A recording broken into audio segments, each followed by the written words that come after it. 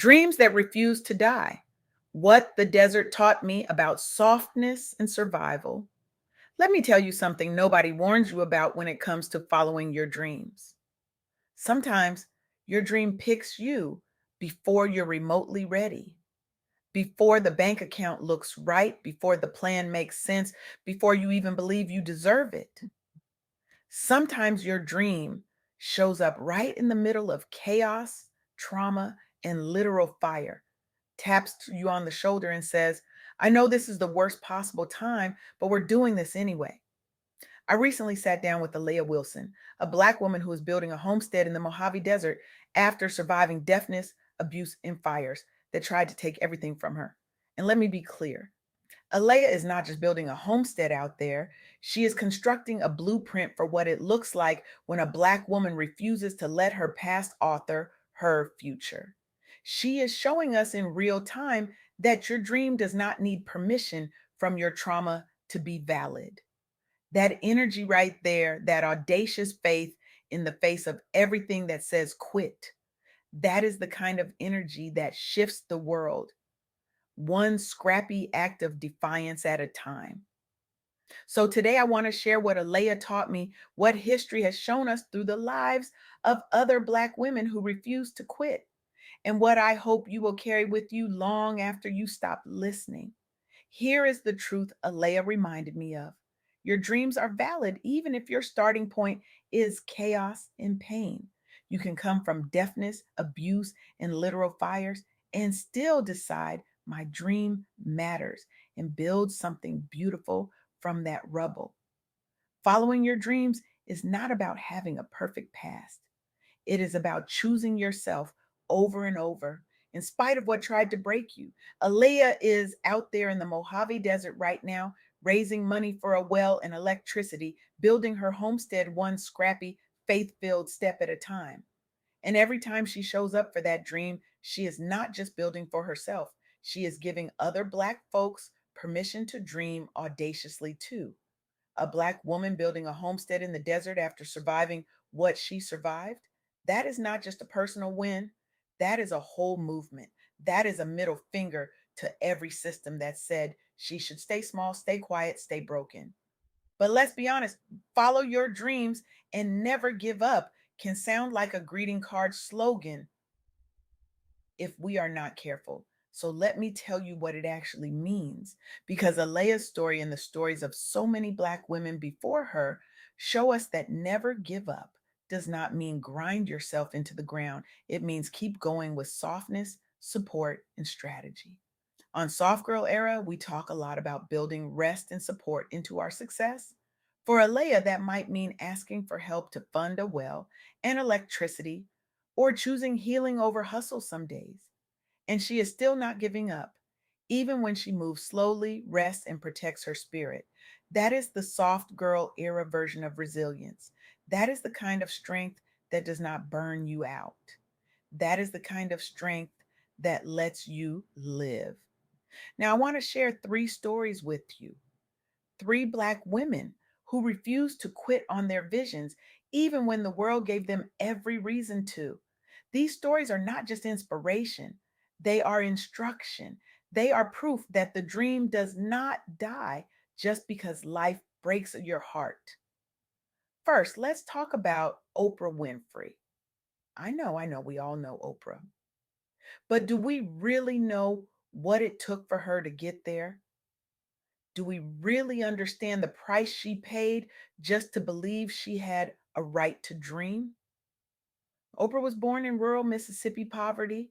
She survived severe childhood sexual abuse by multiple family members and acquaintances.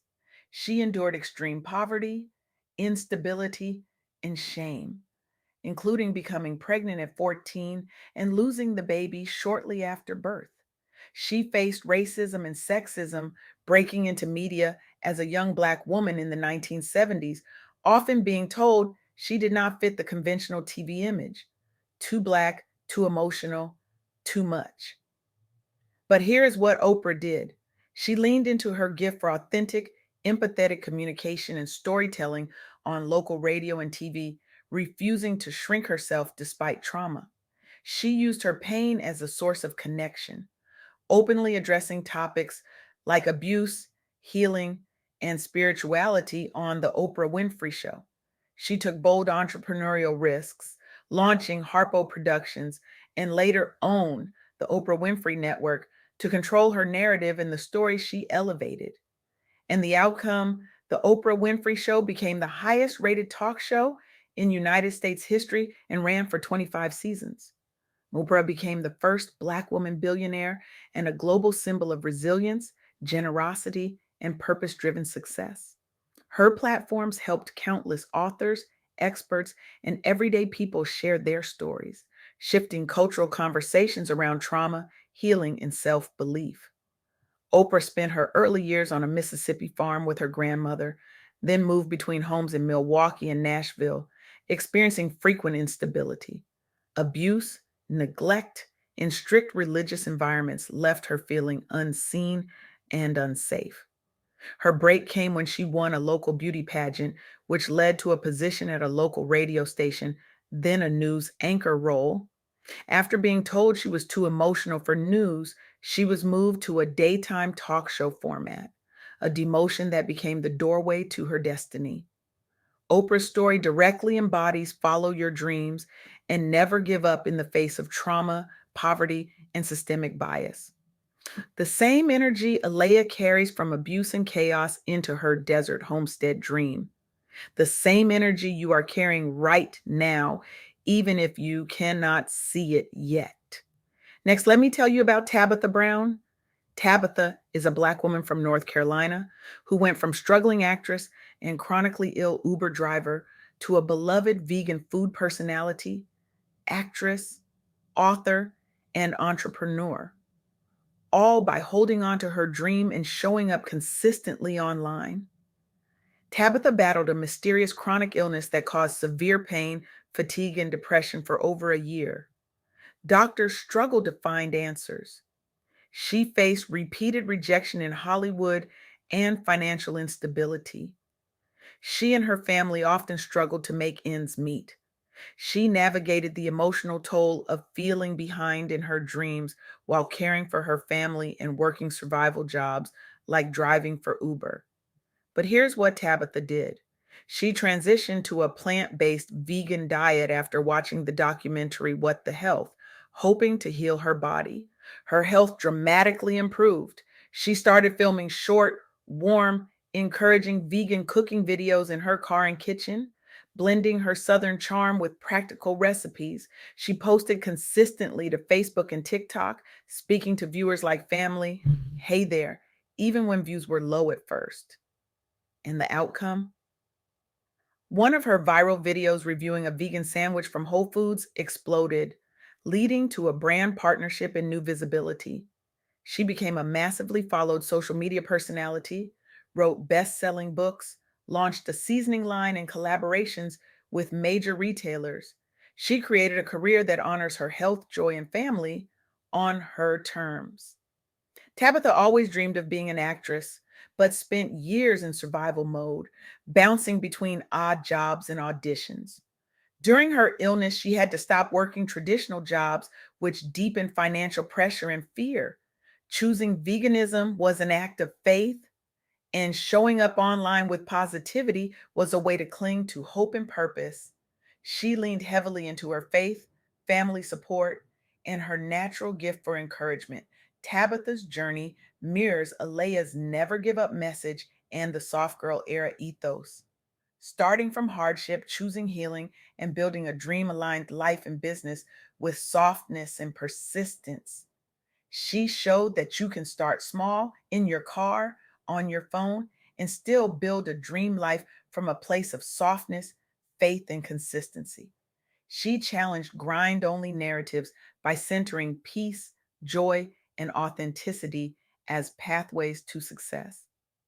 Finally, let me tell you about Dr. Bernice A. King.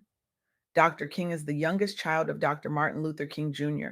and Coretta Scott King. She transformed deep personal loss and public pressure into a commitment to keep her parents' dream of nonviolent social change alive through the King Center in Atlanta. Dr. King lost her father to assassination at age 5 and her mother later, carrying the weight of a global legacy. She grew up under intense public scrutiny as the daughter of an icon while navigating her own grief, identity, and calling. She faced the challenge of keeping a historic institution, the King Center, relevant, funded, and impactful in a changing political and social climate. But here's what Dr. King did. She chose to follow her own path, earning a law degree and Master of Divinity, blending legal, spiritual, and leadership training. She took on the role of CEO of the King Center, modernizing its work while staying true to the philosophy of nonviolence. She developed programs and global initiatives to educate new generations about nonviolent social change and justice. And the outcome? She strengthened the King Center as a living memorial and training ground for activists and leaders worldwide. She became a respected voice on racial justice, voting rights, and nonviolence, continuing her father's dream in her own voice. She helped keep Dr. King's dream from being reduced to a quote and instead lived out as an active movement philosophy. Bernice's early life was marked by the trauma of her father's murder and later her mother's death. Rather than reject the weight of that legacy, she wrestled with it and eventually embraced a calling to leadership. She channeled her pain into purpose, rooted in faith and nonviolence, and committed to building structures, not just speeches, to carry forward the dream of justice. Dr. Bernice King's commitment to carrying forward a dream of justice despite grief and massive pressure echoes Aleah's insistence on following her dream of a homestead despite deafness, abuse, and fire. Both say the same thing. The dream does not die just because life breaks your heart. So, what do Oprah, Tabitha, Dr. King, and Aleah all have in common? They all refuse to let their trauma, their circumstances, or their starting point define the size of their dream. They all kept going, not by grinding themselves into the ground, but by moving with softness, support, and strategy. They all understood that their dream was bigger than them, that when they followed it, they gave other Black folks permission to dream audaciously too. Now, here's what I need you to hear. Your dream is not asking you to be perfect. It is not asking you to have it all figured out. It is not even asking you to be strong all the time. Your dream is asking you to show up, even when you are scared, even when you are tired, even when you do not have the well or the electricity yet. Your dream is asking you to choose yourself over and over, in spite of what tried to break you. Aleah is out there in the Mojave Desert right now, building her homestead one scrappy, faith filled step at a time. And every time she shows up for that dream, she is not just building for herself, she is building for you. She is building for me. She is building for every Black woman who has ever been told her dream was too big, too wild, too audacious. So here is my challenge to you. I want you to pick one dream you buried and bring it back to life this week. Write it down. Name one tiny step you can take in the next 48 hours. Send the email, make the call, start the fundraiser, research the land, sketch the business plan, then tell one trusted person so you are not carrying that dream alone. Do not wait for it to feel perfect or pretty. Take one scrappy, faith filled step toward that thing your heart will not shut up about because your dream is valid. Your dream is worth fighting for, and your dream does not need permission from your trauma to be real. Follow it, protect it, build it, and never, ever give up. The world is waiting for what only you can build. Do not make us wait any longer.